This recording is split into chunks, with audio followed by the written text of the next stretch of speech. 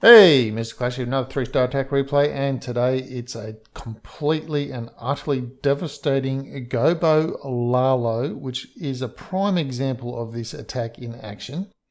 Now, you'll know from the 5-minute guide and things that I talk about, if you can get into the Queen, take out 2 Expos, 2 air defense, a sweeper and an Expo, and the Queen and the clan castle, well, you're just so far ahead of the game on this attack, it's just not funny. And this attack shows you exactly that. Totally, utterly devastating. I think he loses 1 balloon, doesn't even pop a lava hound. That is how wrecked this base is. Now, obviously, it's not all over in 1 minute. Things take time to develop. You need to develop your funnel. You need to do a lot of things that are correct.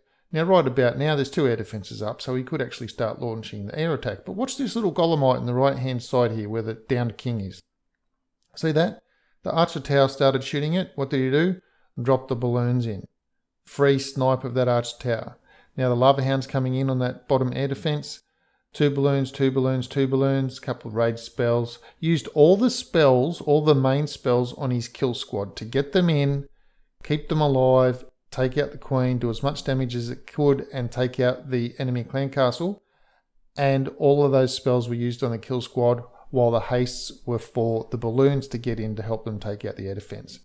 Now, it's so utterly devastating. We'll have a look at this again. No lava hounds popped. Brought in 2 lava hounds, didn't pop 1. So I don't know where all the black bombs and everything were, but the base got wrecked that quick that it's unbelievable. I think he's only lost maybe 1 or 2 balloons. Brought 12 balloons in. I think he's got 10 up. I think I counted 10 balloons when they were all pathing up and to the left. I think I counted 10 shadows or 11 shadows. Now they're all clumped together, so you can't really see too well. Also, only 5 wizards. So you ever get tacked in war and people are bringing like 14 wizards? And I scratch my head going, what do you need 14 wizards? Ditch that. But, hey, if they don't want to attack properly, that's them.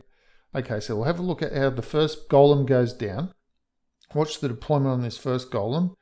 And while the attack's going on, keep an eye on that wizard that's taking out that army camp just then. Just keep glancing at that wizard. Keep glancing at the wizard. Okay, right now, that wizard is taking out that gold storage. Now, it's not an optical illusion. The next closest thing is the Archer Tower, and the wizard ignores that Archer Tower and goes wandering off to the elixir pump. 2 minions to create funnel and left that little piece of breadcrumb for the king and the bowlers to come in. There was nothing else on the right-hand side from where that gap was. He sent 1 wall breaker in as a test wall breaker, then the main bunch. He did not send the wall breakers directly under the wizard splash damage. So all of these things played a part in making sure that everything could go into the base. The wall could get cracked open, everything like that. Yeah, could be raging the king right now. I probably would have raged him, probably 10 seconds ago. As soon as I start to see the health go down a little bit, it's like, oh, something's shooting the king. I'm going to rage that bugger. But it doesn't matter. It doesn't matter in the case of this attack, because the tanking is still going on. He even still has a little golemite left at the end. So didn't even lose all the golems to the attack. It was that devastating. Queen's just using the ability now. Yes, level 30 king. Yes, level 30 queen. So that's going to play a part. If you've only got 20 heroes, yes, a 30 hero can do tremendously much more damage than your 20 heroes, or 21 or 17 heroes, or whatever you've got. So yes, those max heroes do play a part. However, that's not what devastated the base, because after that initial push in, the raged bowlers with the golems and the queen and the king together, if that part of the base had already been knocked out, look how much stuff he's got left. There's no way that the rest of the base would have been able to defeat everything that he's got left. So have a look at that again, just to reiterate that point.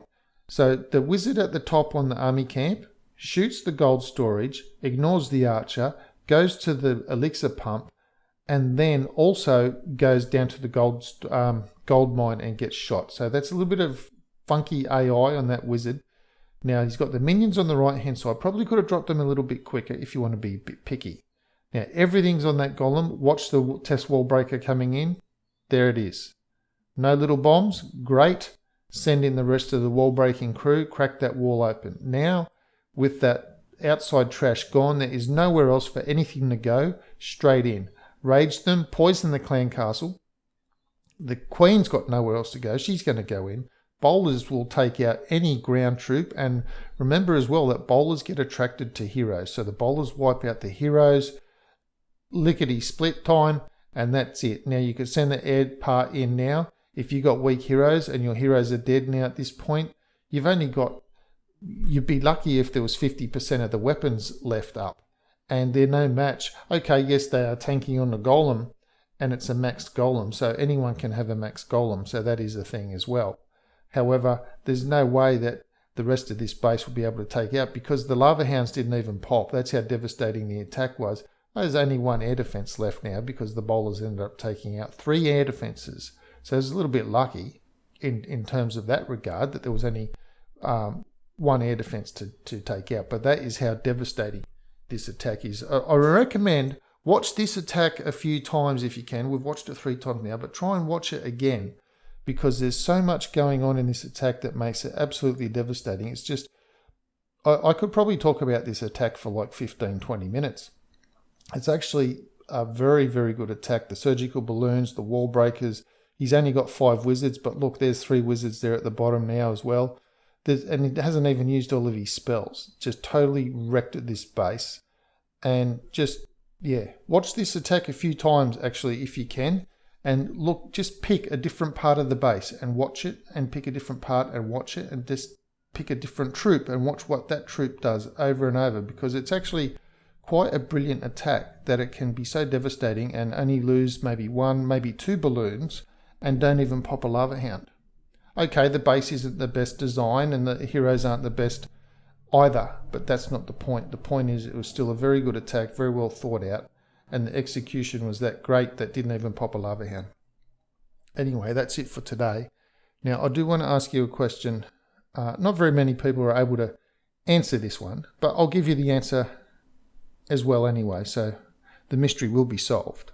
And that is, if you weigh a whale at a whale weigh station, where do you weigh a pie? The answer, believe it or not, comes from Judy Garland. And I'll leave her to tell you. Somewhere over the rainbow, way up high. So there you go. Where do you weigh a pie? You weigh a pie somewhere over the rainbow. Anyway, that's it for today's video. Thanks for sticking around to the end. I know I babbled on a little bit about this attack, but I actually think it's really quite a good attack to learn a lot of things from. So that's why I do recommend you watch it quite a few times. So thanks for sticking around to the end. Please leave the video a thumb up. Please leave me a comment. Let me know what you thought of the attack yourself. Subscribe to the channel if you haven't already, and I'll see you in the next video.